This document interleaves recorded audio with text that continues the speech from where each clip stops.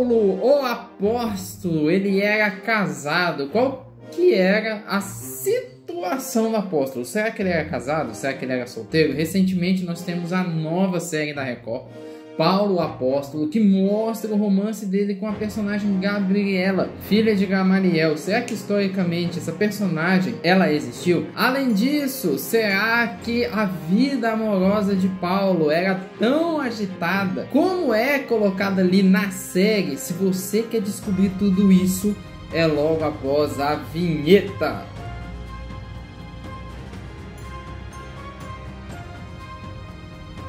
Fala pessoal, sejam todos muito bem-vindos a mais um Comics Review. Para quem não me conhece, meu nome é Rafael Luiz, eu trabalho com histórias em quadrinhos. Essas daqui são as minhas histórias em quadrinhos aqui, autorais, daqui do nosso canal mesmo. E seja bem-vindo ao canal que é Comics, que a gente fala de quadrinhos, mas que ao mesmo tempo é review, que a gente faz review aí da cultura pop. O mais importante, a gente indica para vocês produções, obras na cultura pop que são cristãs. Isso mesmo, se você quer descobrir se existem bons filmes, boas séries, boas novelas, boas histórias em quadrinhos que são cristãos, né, ou são cristãs, é aqui que é o lugar no Comics Review. Por isso que já vem se inscrevendo aqui no canal, porque hoje a gente vai falar sobre essa série que é Paulo, o Apóstolo, que é da novela da Record, tá disponível também ali no Disney Plus.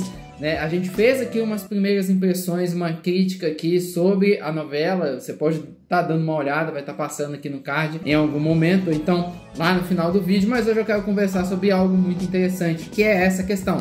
Será que a vida de Paulo Apóstolo era tão agitada assim no quesito amoroso como a novela tem mostrado? Será que o que aconteceu com o Apóstolo, né? Ele foi celibatário, ele foi viúvo, ele casou, depois a esposa morreu. É tudo isso que eu quero responder aqui. A gente tem também ali a questão da Gabriela. Será que de fato ela existiu? Existiu uma filha de Gamaliel? É tudo isso que eu quero responder aqui para você nesse vídeo. Sem mais delongas, vamos começar ali a falar sobre essa questão da vida amorosa de Paulo. A gente tem três posições aceitas pelos estudiosos aí de teologia acerca sobre a vida amorosa de Paulo. A primeira posição sobre a vida amorosa de Paulo é a mais aceita por todos, que é a questão do Paulo ter sido celibatário, nunca sequer ter casado nem se relacionado com ninguém, né? Ou não ter se casado, a gente não sabe se de fato ele realmente se relacionou com alguém, mas a primeira e mais aceita pela igreja é que ele foi celibatário e não teve ali um casamento com ninguém, óbvio, né? Ser celibatário é a pessoa que decide dedicar tanto a sua vida ali ao Senhor Jesus que ela decide não casar, né? Ela decide não ter nenhum relacionamento amoroso, porque ela decide dedicar totalmente a sua vida à pregação do evangelho, a dedicar sua vida a Deus. Não quer dizer que o casado ele não dedique-se a Deus também, mas é uma pessoa que decidiu sacrificar a sua vida amorosa em amor à palavra de Deus. Geralmente esse daí é o celibatário. A Bíblia também explica que celibato pode ser um dom, uma capacidade especial que Deus dá para uma pessoa,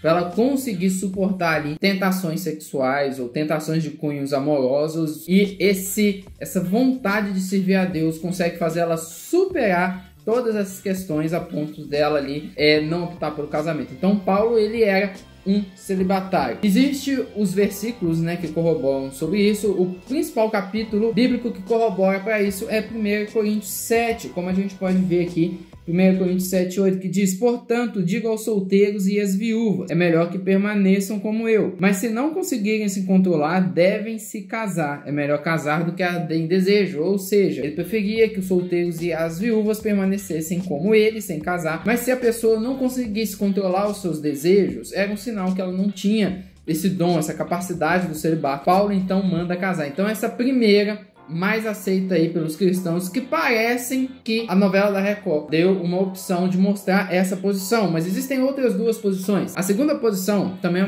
uma posição assim não tanto aceita como a primeira, mas também é aceita ali pelos estudiosos, é que Paulo ele era viúvo. Isso mesmo, Paulo ele foi casado e depois de um tempo a esposa dele morreu, talvez ali no momento da sua conversão ou pouco antes da sua conversão. O que corrobora para essa visão, para essa posição? Também, por incrível que pareça, 1 Coríntios 7, o versículo que a gente acabou de ler, por causa que Paulo fala o seguinte: portanto, digo aos solteiros e às viúvas, é melhor que permaneçam como eu. Como fala ali direcionado aos solteiros e às viúvas, muitos estudiosos interpretam que Paulo, então, ele era um viúvo. E existem outras argumentações que essa moçada, né, esses estudiosos utilizam para explicar sobre a vida amorosa de Paulo e por ele ser viúvo. As explicações, elas vão de fora da Bíblia ou até mesmo dentro da Bíblia. Tem uma que é dentro da Bíblia e outra que é fora da Bíblia. A que é fora da Bíblia é pelo fator de Paulo ter sido um fariseu, né, um mestre fariseu, um estudioso da época, que o fariseu ele não podia ser fariseu sem casar. Então, como o próprio Paulo, ele fala que ele era um fariseu, e inclusive na própria Bíblia também ele afirma ser um fariseu, então esse pessoal que defende essa linha fala assim: olha, Paulo não poderia ser fariseu se ele não fosse casado. Todo fariseu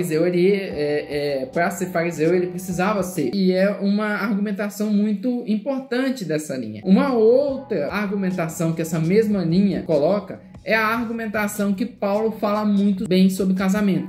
Em que sentido que Paulo fala muito bem sobre casamento? No sentido de que em todas as cartas que Paulo fala sobre relacionamento a dois, ele fala com muita propriedade, como se fosse alguém que já fosse casado. Então, o pessoal que defende essa segunda linha, eles vão utilizar justamente a questão do Paulo ter sido fariseu, para ser fariseu e precisar ser casado, e além disso, do Paulo também escrever sobre casamento com muita propriedade. Se você pega, por exemplo, Efésios 5, que fala sobre casamento, Paulo está falando sobre muita propriedade ali do relacionamento a dois. Então, eles viram e falam assim: olha, como Paulo fala sobre muita propriedade sobre relacionamento a dois, e não só isso, Paulo fala sobre muita propriedade sobre casamento a dois, ele era fariseu, então provavelmente ele foi casado e ele foi aí viúvo. É uma questão muito interessante ali de ser aceito. O pessoal que já não aceita tanto rebate essa posição, dizendo que o Espírito Santo pode revelar ali coisas mesmo se a pessoa não for celibatária ou mesmo se a pessoa não for casada. Mesmo celibatária, a pessoa pode dar bons conselhos sobre casamento por causa do Espírito Santo. Então geralmente o pessoal ali tem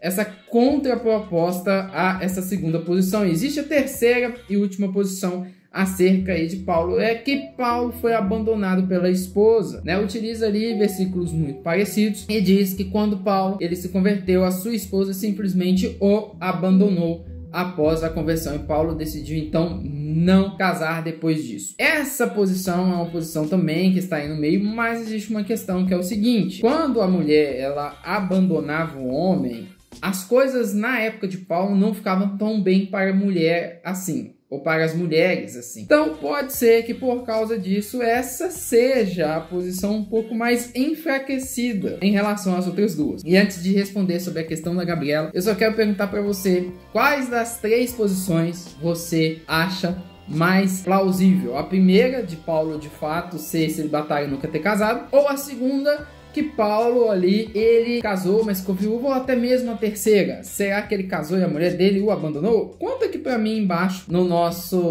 nossos comentários, que ainda tem a questão da Gabriela, que a gente precisa colocar. Que é o seguinte: a novela da Record, ou a série da Record, parece que ela optou por fazer algo meio diferente, ou fazer uma fusão entre essas visões. Em que sentido, Rafa? No sentido de que eles estão sendo fiel à primeira visão, no sentido de colocar a Gabriela para ela mostrar o quanto que Paulo enfrentou a tentação de casar e foi resistente a isso. Mas ao mesmo tempo eu vejo que é um pouco uma fusão, porque a gente tem a Gabriela e logo depois a gente tem a decisão de Paulo de não casar com a Gabriela, mesmo gostando da Gabriela. Ou seja, eu vejo que parece que eles pegaram um pouco dessas visões e colocou ali na novela, mas só inverteram os polos, no sentido de ser a esposa de Paulo, ou morrendo e deixando ele, na verdade se torna Paulo escolhendo não casar ali com a Gabriela. É uma história muito parecida com o Savonarola, que teve um relacionamento também com uma moça, mas quando assumiu o chamado de Deus, ele decidiu então permanecer solteiro e não casar, e permanecer solteiro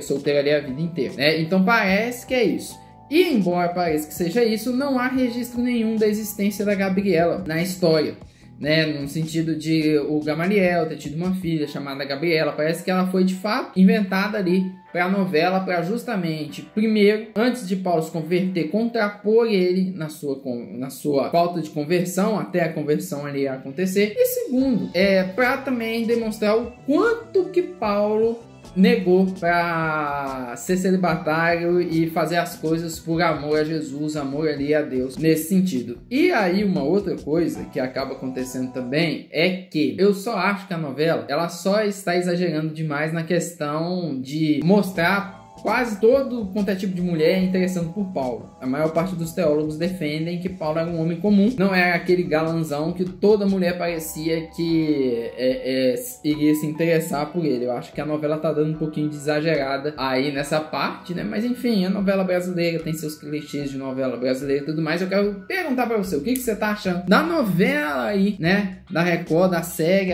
Paulo Apóstolo de Cristo? Tá bacana? Tá legal? Não tá bacana? Não tá legal, né? Comenta aí embaixo e também eu quero convidar você a investir no nosso ministério, né? A gente tem como objetivo aí alcançar os mais jovens, as crianças, os adolescentes, e a gente usa a visão dos super-heróis para isso, com Supermanos e o Warrior, né, que são super-heróis cristãos que vivem aqui no Brasil. Se existissem super-heróis cristãos, será que eles iriam continuar sendo cristãos? O Warrior é uma história em quadrinhos sensacional de uma heroína que consegue voltar no tempo, e ela volta para a época de Jesus. Excelente história em quadrinhos, tá? Introduzir aí o assunto sobre Jesus para a sua criança, seu jovem, seu adolescente. Então não deixe de adquirir, o link está na descrição. Também quero convidar você a se inscrever, a curtir esse vídeo, a compartilhar esse vídeo, a comentar qual que é a sua opinião. E se você quer mais indicação, estou deixando vídeos aqui. A gente fez comentário sobre a série de Davi, a gente está fazendo sobre Paulo também. Clique em um dos vídeos para a gente continuar a nossa conversa. E até a próxima. Muito obrigado, pessoal.